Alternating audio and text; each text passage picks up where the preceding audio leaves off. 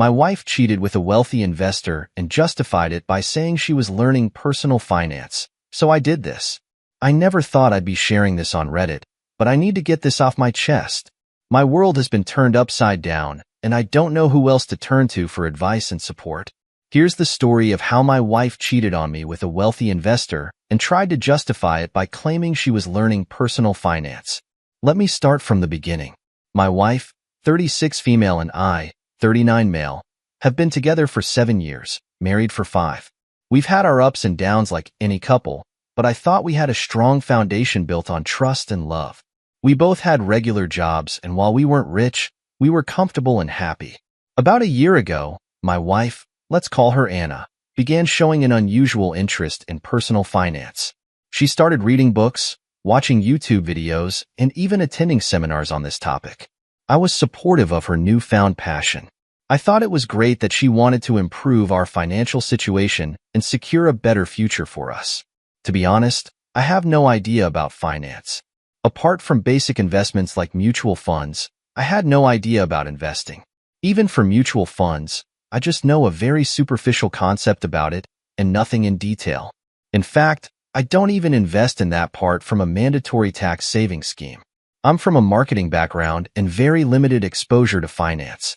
Even for tax and exemption, I refer to my tax consultants as most of us do. With the new age finance influence arising on social media, Anna also got interested in learning about it. She wanted to learn about the stock market and cryptocurrency. The stock market is something that still makes sense to me because it has been in the market forever. But crypto is way beyond my understanding. Initially, I did join Anna for a few virtual seminars, but the concept was just so alien to me. All these were going fine until she began spending more and more time with a wealthy investor she had met at one of these seminars. Let's call him D. She claimed D was a mentor who was teaching her the ins and outs of investing and wealth building. The mentoring concept is on the rise in America. Every other person these days claims to be a mentor. She also eventually stops contributing money to the household expenses. She said she was investing money in our future, so I should not crib about it. I let her do so because I trusted her. I single-handedly managed all of the household bills. I didn't make much of it, but as weeks turned into months, the relationship started to raise from serious red flags. I began spending an excessive amount of time with D, often late into the night. Her reason was that she was having a day job, so evening was the only time she could spare for her passion. When I expressed my displeasure, she got defensive and belittled me for my limited understanding of investment. She mocked me, saying that one day she will make us rich and then I will regret not supporting her. I was supporting her by all means. I tried not interfering as much as I could, but when she was clearly displaying the red flags, I had to be alert. She also started dressing differently, more provocatively, but I didn't bring up the topic. I had never commented on her choice of clothes before, so this time as well, I kept quiet, but she began neglecting our relationship, so I confronted her about my concerns. As usual, she brushed them off, saying she was doing this to secure our future. So I should be supportive and not judgmental. Slowly, I started being cold to her because I was doing the heavy lifting in the relationship alone. I thought she would notice the change in my attitude, but she didn't. She was too busy learning the investment game that she forgot I existed. We were no more than housemates and barely spoke unless it was something important. We didn't even get to see each other often, though living in the same house. After her day job, she went out for a seminar, or for her mentorship class. One evening I was passing by the seminar hall where her mentor, D, used to conduct the supposed finance class. She encouraged me to go inside and check out the seminar. When I went in, I saw there was a very different event going on. I asked the security staff about D's company's seminar and if it happened every day. He told me it doesn't happen regularly, and the last seminar happened months ago. When I came out, I saw a few young men wearing t-shirts with the name of the finance influencer. I approached them and got to know that they were pitching everyone to join the finance masterclass. I took all the details from them. The seminar was conducted by the influencer himself every 2 to 3 months, but the mentorship classes were taken by mentors like D in cafes. They also said it was not a daily class, but a weekly one, and the timing was 7 to 9 p.m., and I used to come home not before midnight. I took the details of the cafe and left. The next day, I asked Anna if she had that class that day. She gave a current reply. I have classes all the days. I said nothing. According to the details I gathered in the last day, the class was only on Saturdays, and that day was Thursday. After my work in the evening, I dropped into the cafe and saw her sitting intimately close to Dee, his hands on her waist and his lips on her cheeks. They were whispering into each other's ears. My sank as I watched them exchange flirtatious glances.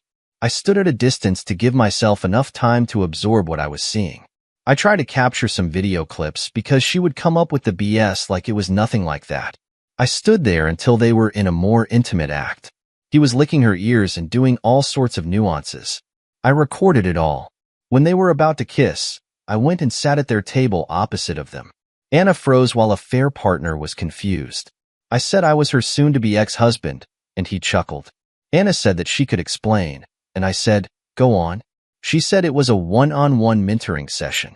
I was like, yeah, sure. He was mentoring you by lip to lip. A fair partner left the table, laughing at this situation. His attitude was out of a player. I asked Anna up front if she had slept with a fair partner. She said yes, but it was only a part of the investing deal. What kind of deal was that? She tried to justify saying that it was all part of her personal finance education. She claimed that Dee had promised that she would be able to make huge money after completing the classes and doing what he had asked her for. And what did he ask her for to sleep with him? She said yes. I knew she was trying to. I asked him to save her face by just giving any random excuses. I played along for some time. I asked if she did it forcefully. She said no. It was consensual. I told her she enjoyed it. She said she didn't, but did it only once to secure our future. I lost my mind at this and yelled at her, who gave her the responsibility of securing our future. I told her she didn't need to think about mine. I could do it all for myself. I shouted at her so hard that people glared at us from nearby tables. I stood up and left the cafe. She followed me outside and tried to hold my arms. I shrugged her off and said she can go EFF her mentor and doesn't need to come to my home. I came back home devastated. My trust in her was completely shattered, and I couldn't believe that she had used the guise of learning personal finance to mask her infidelity. A few minutes later, Anna arrived. She said it was not for fun. She slipped into his pants just to learn the tricks of money-making. I asked her to leave the house. She pleaded with me that it was not cheating. She had no feelings for the affair partner. It was just a part of the business. I don't know what kind of business she was up to. I told her there was no point in banging her mentor to learn personal finance. She could earn the actual money by doing so. She got angry at me and said she would prove me wrong. She said I was too rudimentary to understand this modern concept. She got into that mode of I will show you how much I can earn. I'm getting into influence for marketing and all. You fools cannot understand the importance of investing in an early age and blah blah blah. Anna also told me that I'd retire with no money and just take the state pension while she would be a billionaire by then. And then I would regret this mistake. I told her she could do whatever she wanted, but not well with me. She packed her stuff and left. 2 days later on Saturday, she came back. I was lying on the couch surfing something. She looked at me and said no. I'm not here to plead with you or say sorry. I'm going to take my remaining stuff. I didn't respond. She took everything and drove off. She was clearly unremorseless of her actions. She chose her cheating over our relationship. We don't have any substantial wealth to fight about, so I'm guessing it should be smooth. But let's see. We'll update once all these 3 things are over. Update 1. Thanks for all the support and advice, Reddit. I just wanted to have a quick update about my divorce. Nothing much has happened apart from the divorce, so it would be a good short update. A lot of people commented that Anna was not even close to learning personal finance. It seemed more like a scam than an investment, honestly. I don't know much about it. The one thing is for sure, for anyone who promises quick money and double-triple returns, there is something wrong with that.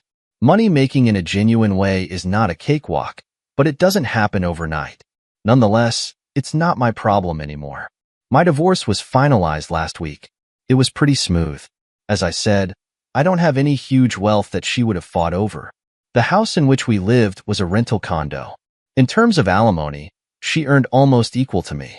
Also, she was the one who cheated, so it wasn't entitled to pay the alimony. The joint account was closed and the money was split between us. We have no children, so there was no question of child support.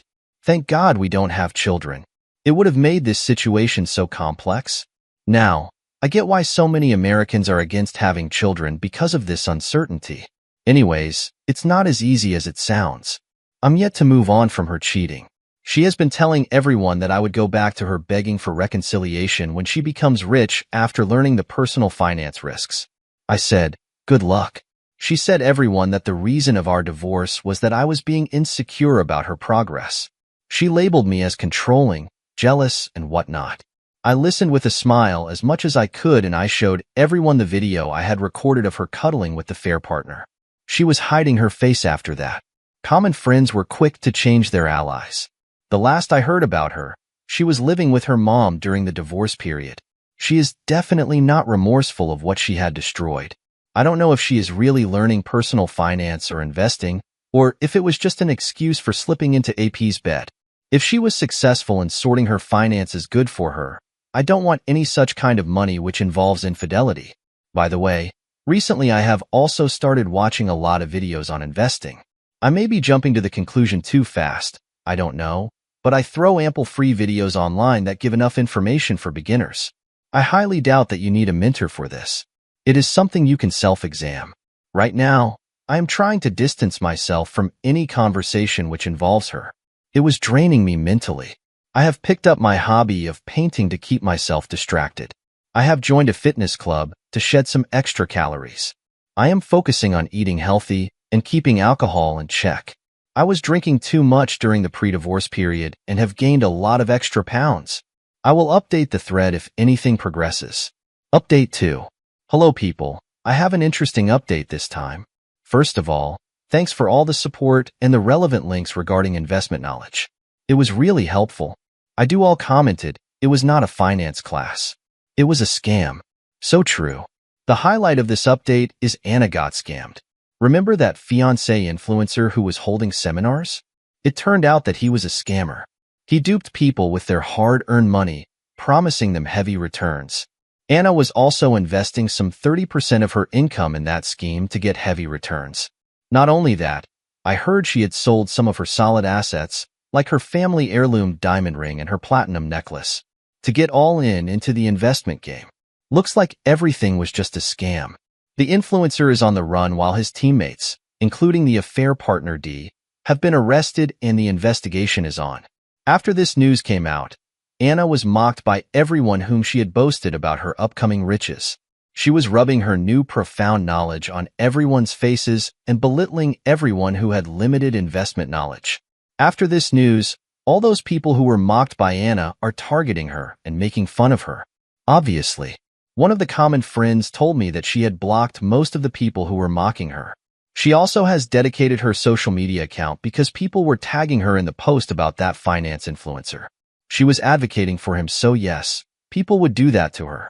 You should not blow the trumpet before the victory, and that's what she had been doing all this while. For me, I have progressed quite a lot. I have shed the extra calories. Now I am into muscle training and I like it.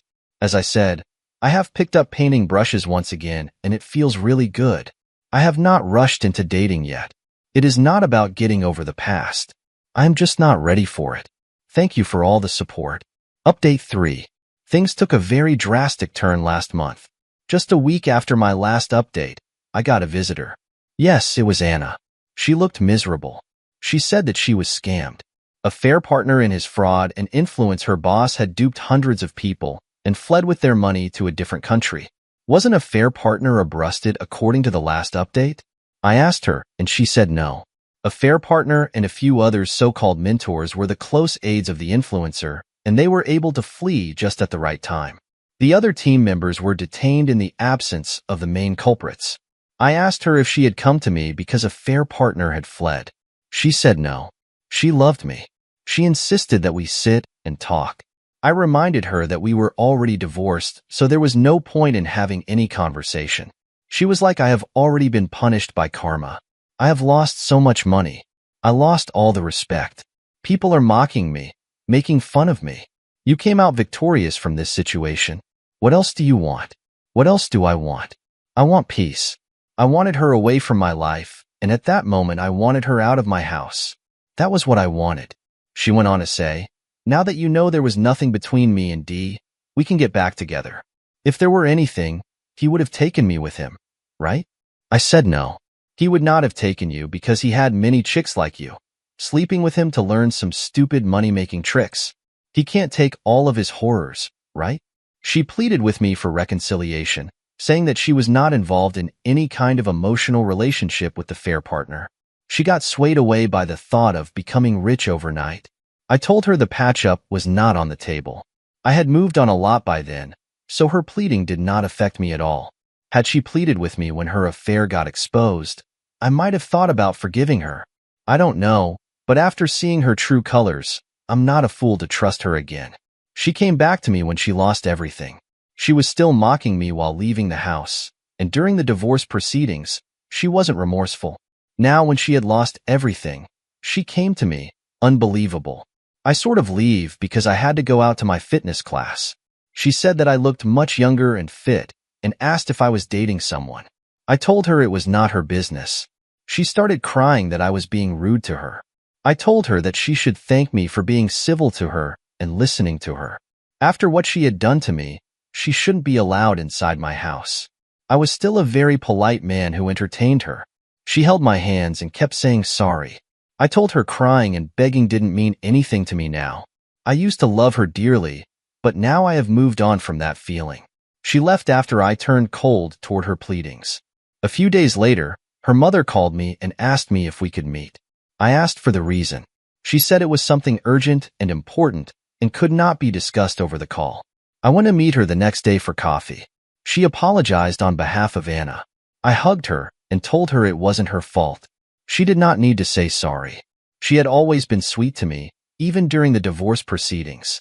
She didn't badmouth me, unlike Anna. She asked me if I could reconcile with Anna because she had been very remorseful in her act. She was always crying and slipping into depression.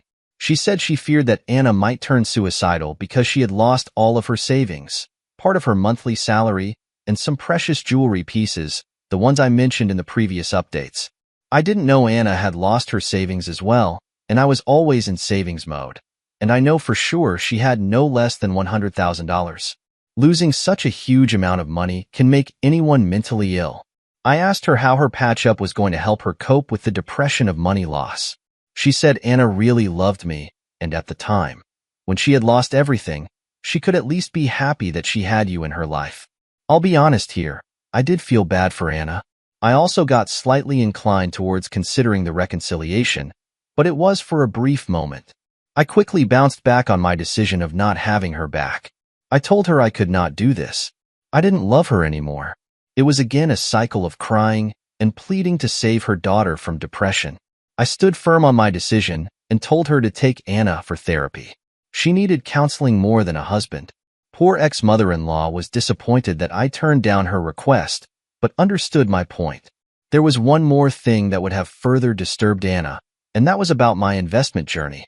I followed some of the genuine finance YouTubers who really helped me understand the concept of personal finance and investing in macroeconomic and fundamental levels. That knowledge helped a lot in building my portfolio, and guess what? I'm already sitting at a substantial profit. I've gotten into the stock and bond market as well. Poor dough trading is still beyond my understanding, and I don't want to get into unknown territory. I'm not rushing into things. I'm learning one thing at a time. Learning about the stock market has also affirmed my belief that money-making is not an overnight thing. It needs patience. Also courage. I'm hoping to come out of this stronger. For dating, I think I'm still not ready for it. Thanks all for the love and support.